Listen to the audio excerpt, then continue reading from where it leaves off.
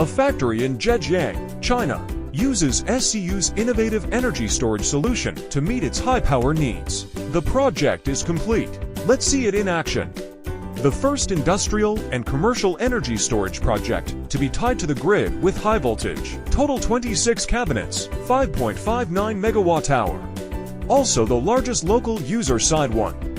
2 factories in the project. This one is the old one. In new factory, 19 cabinets with 215 kilowatt-hour capacity are installed. 6 cabinets in each row, 3 rows in total, and 1 more cabinet.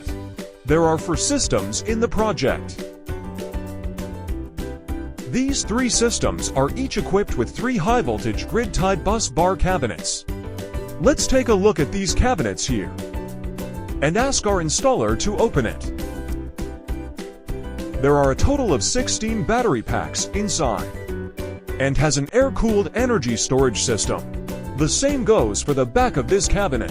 Here is the PCS part. At this location of each cabinet, we also place EMS, a specialized energy management system. The above are the main details of the project. Keep following us and learn more cases about SCU.